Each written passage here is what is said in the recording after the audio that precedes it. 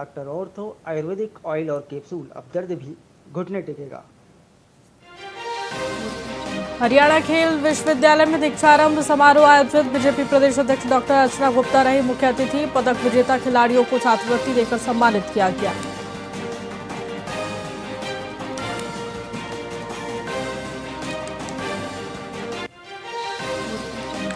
करनाल में शिक्षा मंत्री ने स्कूलों का औचक निरीक्षण किया। महिपाल ढांडा ने प्राइमरी और हाई स्कूल की व्यवस्थाओं का जायजा लिया। शिक्षा मंत्री ने साफ सफाई और पेयजल व्यवस्था की जांच की।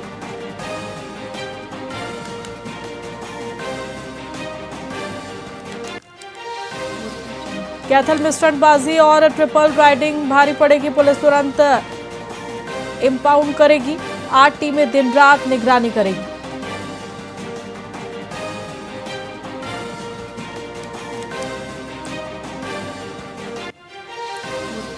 अभय चौटाला पहुंचे बहादुरगढ़। कार्यकर्ताओं से की मुलाकात। कार्यकर्ताओं को संबोधित कर चुनावी संदेश दिया।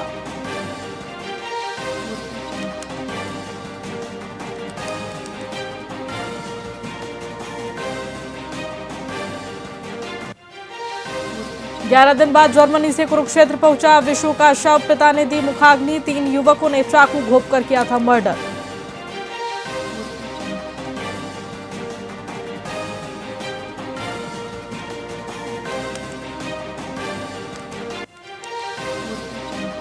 नमस्कार, मैं आपके साथ खुशी गोस्वामी। वीआईपी न्यूज में आप सभी का बहुत बहुत स्वागत है। रुक करेंगे खबरों की ओर।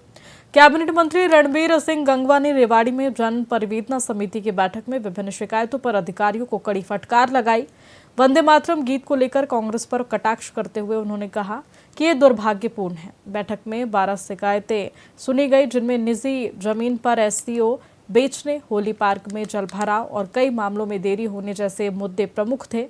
कई अधिकारी संतोषजनक जवाब नहीं दे पाए, जिस पर मंत्री ने एसडीओ को चार्जशीट करने और इंतकाल मामले की जांच एडीसी से कराने के आदेश दिए हैं। उन्होंने कहा कि 15 साल से अधिक समय बीत जाने के बाद भी प्लॉट के संबंध में अधिकारियों की आनाकानी जांच का विषय है। आज हमारे ग्रीवेंसेस कमेटी की मीटिंग थी रेवाड़ी की, जिसमें टोटल 13 शिकायतें थी। 4 शिकायतों का मौके पर निपटारा किया गया है और बाकी जो शिकायतें हैं उनका रिपोर्ट डिपार्टमेंट से मांगी गई है, जो अगले महीने जब ग्रीवेंसेस की मीटिंग होगी तो उसमें अधिकारीगण रिपोर्ट देंगे। हमारी सरकार का ये प्रयास है कि हर जिले के अंदर जाकर के लोगों के ग्रीवेंसेस सुने और उनको समस्याओं को दूर करवाने का काम करें। अपने अधिकारियों को भी निर्देश दिए हैं कि कोई भी जो शिकायतें आती है उनका प्राथमिकता के आधार पर उनको दूर करवाने का काम करें। रेवाड़ी के गोकलपुर के पास हुए सनसनीखेज दोहरे हत्याकांड में पुलिस ने 4 आरोपियों को गिरफ्तार कर बड़ी सफलता हासिल की है। वारदात में इस्तेमाल की गई कार भी बरामद कर ली गई है। डीएसपी बावल सुरेंद्र श्योरान ने बताया कि 21 अगस्त को 3 युवक घायल मिले थे, जिनमें से जतिन और हिमेश की अस्पताल में ही मौत हो गई, जबकि यशपाल को मामूली चोटें आई। जतिन के पिता की शिकायत पर 9 नामजद समेत कई लोगों के खिलाफ हत्या का मामला दर्ज किया गया था। पुलिस अधीक्षक हेमेंद्र मीणा ने घटना के शीघ्र खुलासे के लिए टीमों का गठन किया था। शुरू में तरुण उर्फ टीका को गिरफ्तार किया गया था, जिसके बाद मनजीत, पवित्र और गौरव को पकड़ा गया। यह हत्या पुरानी रंजिश का परिणाम है, जहां यशपाल और उसके साथियों ने नीरज के साथ मारपीट की थी, जिसका बदला लेने के लिए इस जघन्य अपराध को अंजाम दिया गया।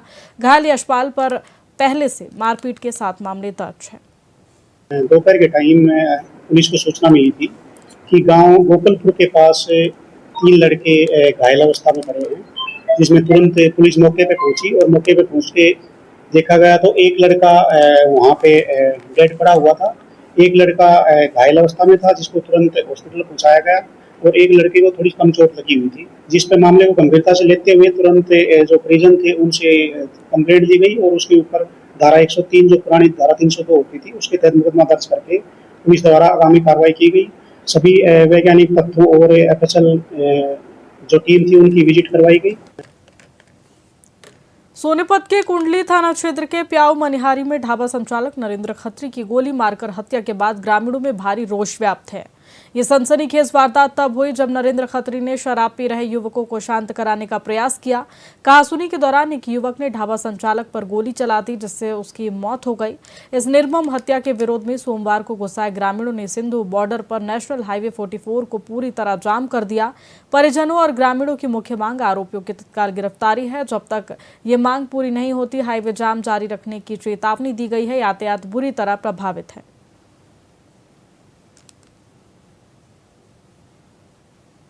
कुंडली थाने के एरिया में कि एक फायरिंग हो गई है, जिसमें जो विक्टिम है उनका देहांत हो गया है। उसके बाद पुलिस तुरंत मौके पे पहुंची, सारी कार्रवाई करी। आज सुबह पोस्टमार्टम भी करवाया। उसके अलावा क्राइम यूनिट्स की सारी टीम और सोनीपत पुलिस की सारी टीम जो अक्यूज्ड हैं, जो बाई नेम, उनके लिए हम सारे सतत परिश्रम जारी है और जल्द से जल्द उनको अरेस्ट करके कानूनी कार्रवाई अमल में लाई जाएगी। हम लोग जल्दी से जल्दी अक्यूज को पकड़ के इसमें जल्दी से जल्दी हम लोग कानूनी कार्रवाई लाएंगे। रोड जाम घर वालों का कुछ रोष था, वो हमने अभी क्लियर करवा दिया है। ठीक है, ओके, नमस्ते, thank you. Cyber city Gurugram में तेज बारिश के कारण सोहना रोड और वाटिका चौक पर जलभराव की विकराल स्थिति उत्पन्न हो गई है। इस्लामपुर गांव के पास सर्विस लेन में 2 फीट तक पानी भर जाने से सोहना रोड पर करीब 4 किलोमीटर लंबा भीषण जाम लग गया, जिससे वाहनों की आवाजाही पूरी तरह ठप हो गई। दफ्तरों और अन्य महत्वपूर्ण स्थानों पर जाने वाले लोग घंटों जाम में फंसे रहे। इसी तरह दिल्ली जयपुर हाईवे पर भी जलभराव से 5 किलोमीटर तक लंबा जाम लग गया, जिससे ट्रैफिक व्यवस्था चरमरा गई है। सिग्नेचर टावर चौराहे पर भी हालत बद से बदतर है, जिससे वाहन चालकों को भारी दिक्कतों का सामना करना पड़ रहा है। फिलहाल खबरों में इतना ही। बने रहिए हमारे साथ VIP न्यूज़ पर। नमस्कार।